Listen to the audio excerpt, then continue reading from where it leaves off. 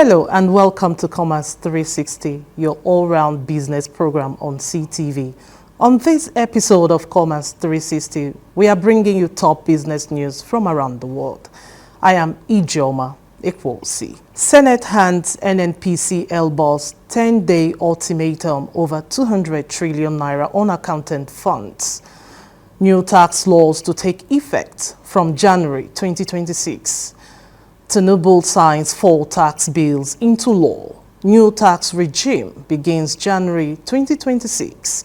And BBC launches US paid subscription to news website. The Senate Committee on Public Accounts has issued a 10-day ultimatum to the Nigerian National Petroleum Company Limited, NNPCL Group Chief Executive Officer Bayo Ojulari to respond to 11 critical financial queries related to discrepancies in its audited financial statements, warning that failure to comply could attract serious constitutional consequences. The ultimatum, which will expire on July 10, comes after NNPCL on Thursday formally requested a 2-month extension to respond to the queries, a request the committee flatly rejected.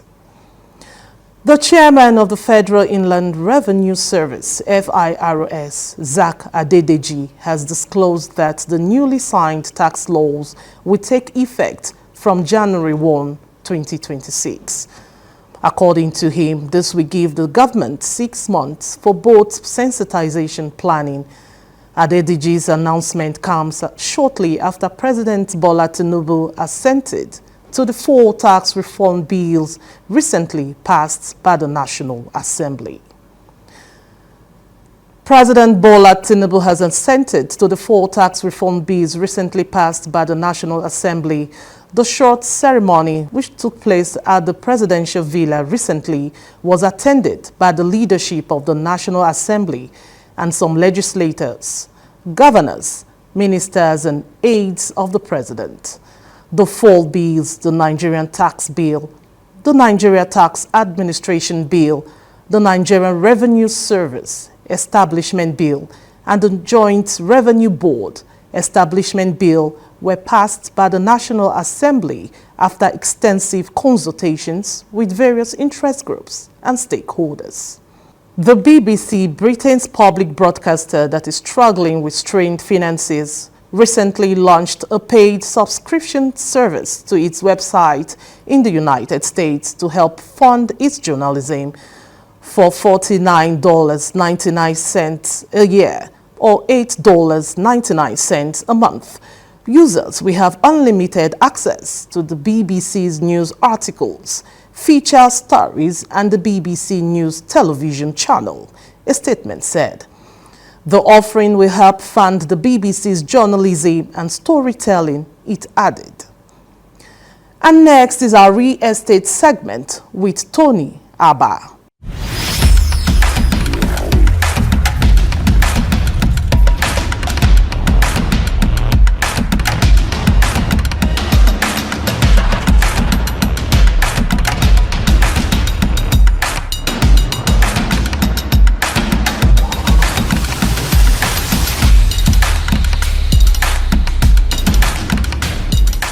Hello and welcome to the real estate segment of your program, Commerce 360. This is a business show where we discuss various aspects of our business life and the Nigerian economy. Today we have a guest in the studio, Ambassador Tina Kenechukwu, a real estate ambassador and a business consultant. Ma, you're welcome to the program. Thank you so much. It's a pleasure to meet you. Thank you very much. We'll start with the basics. Now, real estate sound common, sound easy to know, but there are some people who may not know what real estate means. What will you be telling them that is real estate? All right, so thank you so much. First of all, I'd like to start by appreciating this opportunity given to me to be here. I mean, I do not take that for granted. Now, back to the question, what is actually real estate? Now, real estate is actually, anything that have to do with properties, buildings, and whether anything that have to do with properties, anything that have to do with building in any form, any aspect you are dealing, whether it's a completed building or a landed property, all of them encapsulated into what we call real estate. Okay. Somebody hearing you for the first time may want to go into real estate. If you are to advise such kind of person and the areas which the person should focus, what areas will you think he should be looking at? All right, so real estate is actually very broad. And like I was speaking to a friend today, and I was telling the person that I don't know if there's really any particular person or an organization that is covering all aspects of real estate, like one organization or one individual. Because why? It's very broad. And then again, it's also capital intensive. So it's also usually very important that you have a niche for yourself and stay with that, and then promote that, and then push it, and it goes for you. Now, for real estate, there are different angles to it. For me, there are categories of real estate. Number one is that, first of all, we'll talk about construction. Construction is when you have to do with development. You talk about the developers and all of that, and people who develop, build estate, build properties, and then, of course, before they will start to give it out to people. And on the second one, again, we'll talk about people that we'll call the real estate financiers. These people have the fund, and they would rather want to invest the fund into real estate and all of that. And then that is the aspect of where people call JV. I mean, you've heard about it, joint venture. So yeah. You see one person have a landed property and the other person have the fund. And then you bring your fund and this other person bring the property, the land, and then you finance it. Apparently, the person that have the land don't have the money to develop yet, but someone has the money but don't have the land. So you can bring in your fund and then finance that land, and a structure will be rated there. And of course, you have what we call a sharing percentage for that. So there are people like that, they are just financiers, and when they finance, they take their own percentage. And of course, we also have the one we call the property management. You can decide to be a property manager. What do you need to do? All you need to do is school yourself. Whether you're professionally trained in that regard or not, you can actually learn that from people that are already doing that and get to understand what it means to manage a property. I know a friend who manages property for people that are within and even and outside the country. This person, basically most of the people from their town, from his town, that want to invest into properties in Abuja, he manages the property. And then for management, this person have now grown into even becoming the developer. So you can decide to pick. If you have like up to 4 or 5 properties that you are managing, it's a very good source of income, and you get your commission at the end of the day. And then of course we have property leasing. There are people that actually rent a property and they lease it out. Because you can build a property, but you don't really know, much about the need. And these people already know the need. They can rent it out and they lease it out. So you can also decide to go into leasing, property leasing. And of course, we also have, where we have the short-let apartment. Short-let apartment. I also know someone that the person works in Abuja, but he shuttles between Abuja and Lagos. Guess what? When the person is not in Abuja, he put the house on short-let. People can actually rent, instead of the house just being there, you can actually short-let it and then be paying. When he's coming back to Abuja, you don't need to go to a hotel, it will still be there. So the house is not just empty and depreciating, it's generating income. Myself and my team, there was a time we traveled to Lagos for an event. Guess what? We lodged in a 4-bedroom duplex apartment, and the person that owns the property is actually a family man that lives in the US. He built it to a taste for family. But guess what? When he is not in Nigeria, he puts it on short-let. When he comes back to Nigeria, that is where his family stays. So you can also have something like that. So you don't need expertise for that. All you need to do is just to understand a little bit of business and how it works, and then you are up. You're up. You get yourself registered, download maybe Airbnb app, or maybe tell a few people and they get you recommendation. And then of course, the final aspect I want to talk on that regard is actually the aspect of the agency. Well, I'm sure you've had a lot of people, people that are agents and all of that. Yes, between. Yes, the agency is just simply, connecting the seller and the buyer. So you are just a middle person, you know, connecting a seller and a buyer. It could be in the aspect of selling property. It could also be in the aspect of renting. Of course, that one, for me, basically as an agent, what you need is credibility and integrity. You don't need to go to school, whether you're educated, you're not educated. You can actually do that and carve a niche for yourself, and you're making money. Thank you. Yeah, that sounds interesting. And then what I want to also I want us to talk about is the types of real estate. I know some people may just believe that real estate is all about buildings, because what you just said is all about building. Are there other aspects of real estate? Okay, so yes, yes. So for real estate, for me, real estate is actually divided basically into four.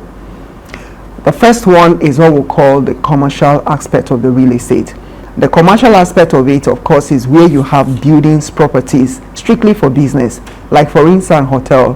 Hotel is not just only hospitality. There's a property that is actually housing the hotel. Yeah, sure. Do you understand? So that is a commercial aspect of real estate, and someone is managing that property. So someone can decide to build a structure, a hotel, and then of course you give it up for business.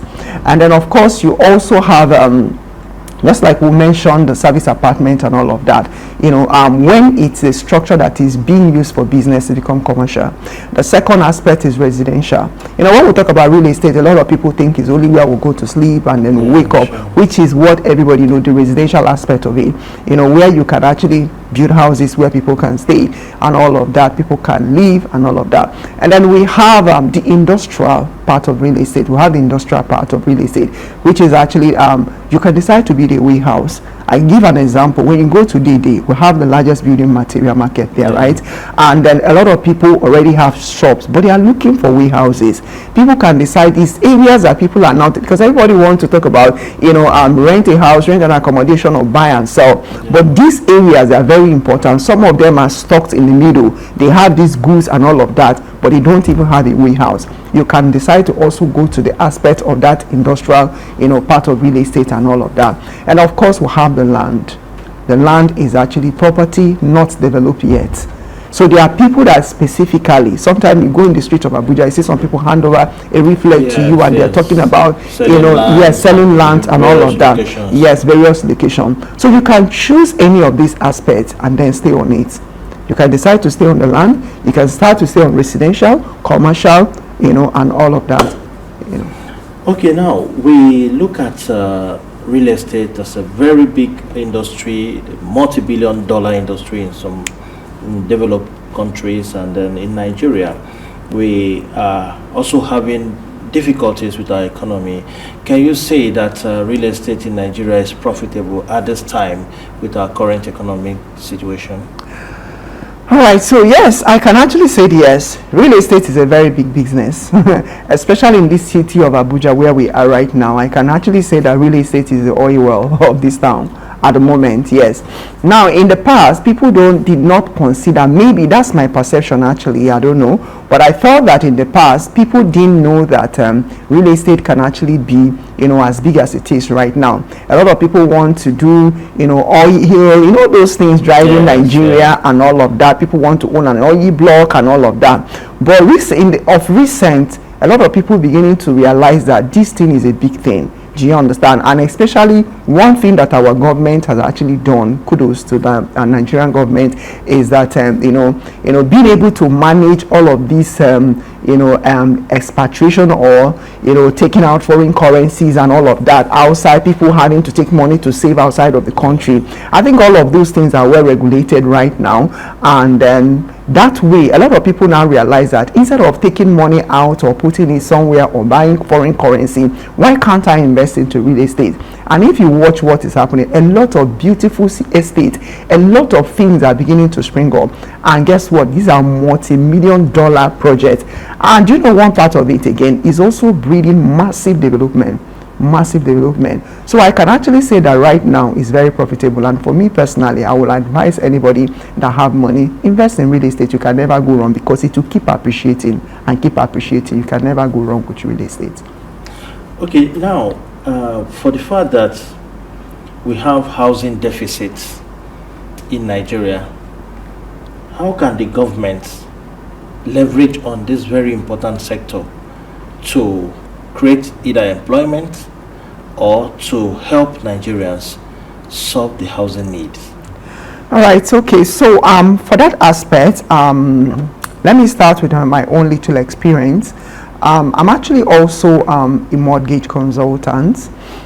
In Nigeria, there's what we call the NHF. It's called the National Housing Fund. Yes. So every civil servant in Nigeria, automatically, once you're a civil servant and government is being paid on the government payroll, you automatically contribute 2%, about either 2% or 2.5% of your monthly salary goes to this, National Housing Fund account. Now, the goal is that you can actually use that fund to get a house or mortgage. But if in the event that you couldn't get a house or mortgage before you retire, that money can be given back to you upon your retirement with a little token of interest, right? Now, a lot of people are not aware that they can actually access loan, and they can actually access housing loan or mortgage through that. So now, it is actually very difficult, especially in our economy, for government to build houses for everybody. But what do you need to do? What you need to do is you can actually leverage on the housing fund. Now, what beautiful thing about it is that in the past, it used to be only civil servant. But now, even if you are self-employed, so long as there are credibility that you can pay, you have your NIN, you have your BVN, and then you can make refund, you can actually apply. And then you get these houses on mortgage, and you gradually pay. And then you gradually pay. Maybe for 10 years, for 15 years, it will be spread across and you pay. So for me, what I can say in that aspect, why government is doing what they are doing to provide for the masses, I also feel like people can also approach the Federal Mortgage Bank of Nigeria or individuals like us that are mortgage consultant, and will be able to guide you through on how you can get a mortgage loan to develop a landed property that you already have, or even get a house through developers, and then the Federal Mortgage Bank will pay for you and you gradually pay back gradually. So all of these things are obtainable. It's just the right information. Okay, thank you very much. As we wrap up now, I have a concern. This is an industry that is like an all-comer affairs, and then there's need for regulation. What do you think? What would be your advice in just 2 seconds? What would be your advice to the regulatory agency on the aspect of quackery and the unprofessional practices in the sector? All right, so the honest truth about it is that, you can't take away quackery from any industry at all, because where there's original, there's always a counterfeit. Yeah. Yes. In fact, what even actually give birth to counterfeit is because there's an original, so someone want to imitate that, right? Yeah. So the advice I will give on that aspect is that, part of it is that a lot of people are not well informed. There are actually systems that are set in place already. For instance, if you want to buy a property in Abuja now, what are the things you need to do? What are the things? There are regulatory authorities that you actually need to approach. You want to buy a property in Abuja, the first thing you do is first of all, you might have to want to visit Abuja High Court. Find out first of all that property is in court. You don't know how many people that have bought such property, so you need to clarify that aspect. So, and then you also need to visit, yes, do a search. You visit we have the development control. We'll have the people. Abuja is the masterpiece, it's already planned. You have the urban control, and then this is all of those people, and you have the ages, which is the Abuja geographical, I think, system, something like that. So you visit them, and then they will be able to properly guide you and tell you this is what you need to do, because anybody can approach you and tell you, come and buy this property, come and buy this property.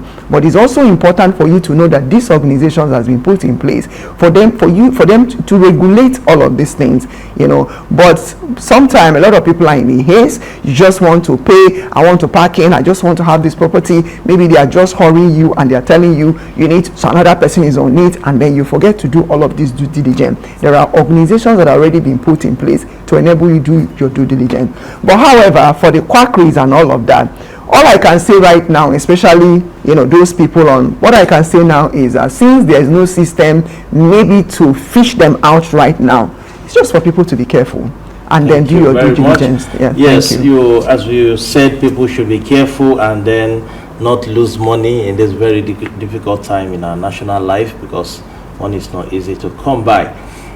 Dear viewers, this is where we are going to be dropping the anchor on today's segment of the program Real Estate on Commerce 360 on Catholic Television of Nigeria. My guest has been Ambassador Tina Kenechukwu, a real estate ambassador and a business consultant. Thank you very much for sparing your time with us. Thank we hope you. when next we invite you, please oblige us. Thank you. This is where we'll be dropping the anchor on today's segment on real estate on Commerce 360. Over to you, Ijoma, for the continuation of the program.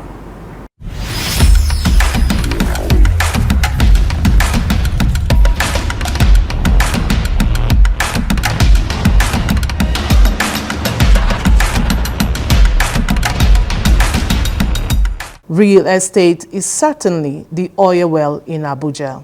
Welcome back. Next is the interview segment with a rising infotech entrepreneur.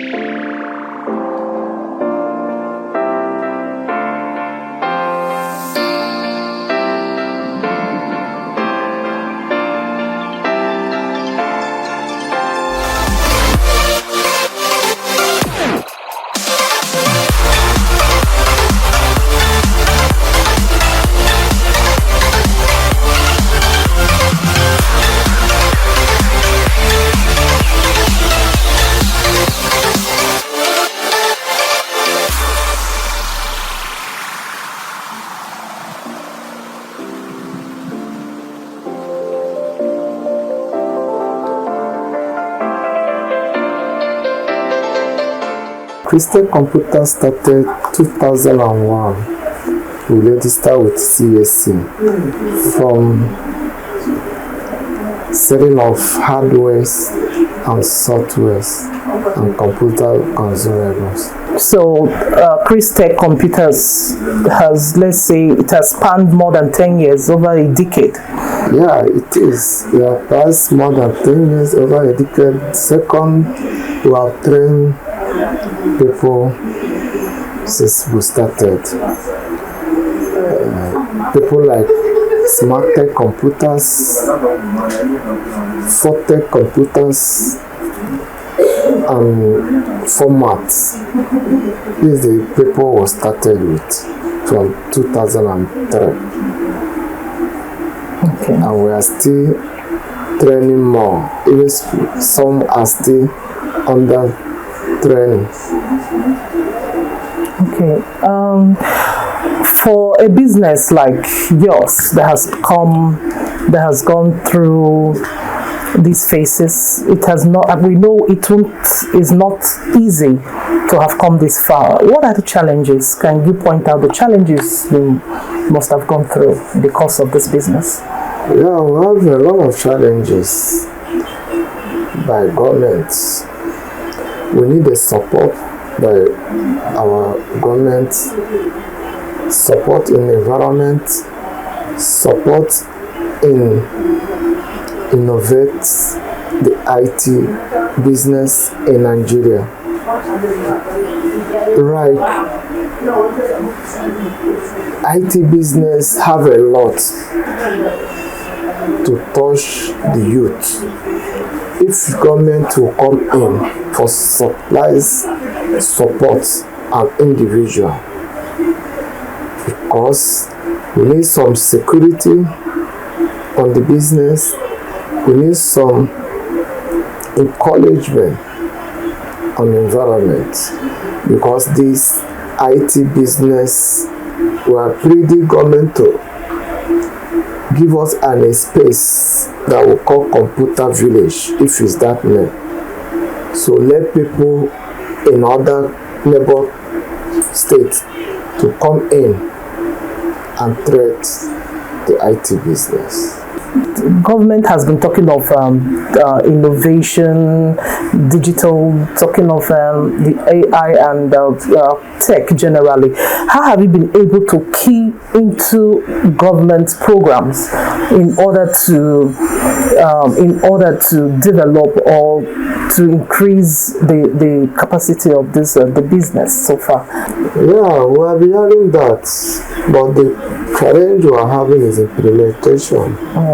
If they can implement it where that every common man can kill and have the result. We are hearing it, but the answer, who do you going to meet? Who is in the center to make it happen? So that is the major issue. If they can form a community or a set of people that will look into it and kill. A lot of people want to kill him, but they don't know who to meet. So let government come out and let us know where to go. For a business like yours that has spanned almost 25 years, we say congratulations to you for maintaining that.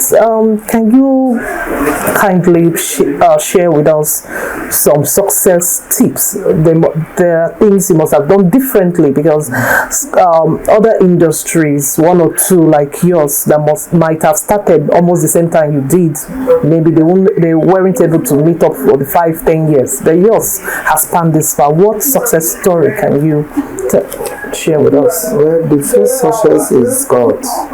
Whatever you are doing without God, there is no success. The second success is integrity. Integrity is bigger than money.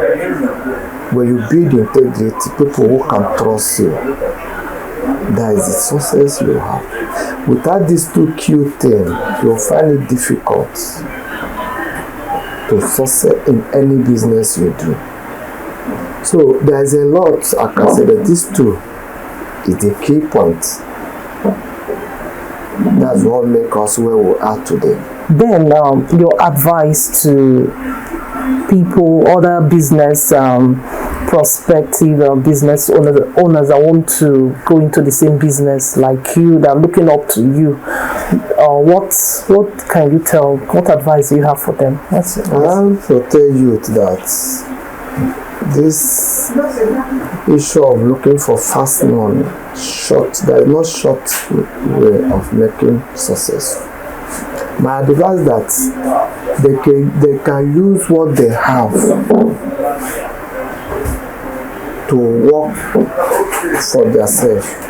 All this tomorrow we are Yahoo boys, they use cyber, so they buy laptop to do cyber whatever, hijacking people information or whatever. That cannot help. The help of computer is when you use it to develop yourself. You need to have programming. You need to have software. Like if you talk about somebody like Gates, where they have the idea, they make use of it to have a software. Many young boys can program a software. There's a lot of software coming up. This Uber and so on, which focus on this computer or whatever you have. You can use it to create something for yourself instead of using it in the other way around. So I would like youth to come together, use the wisdom that God has created in you to create something good, not something evil. So that this issue of Yahoo hijacking people information should stop. So I pray that let the Spirit of God that led them to make proper use of what they know and create something good for the society.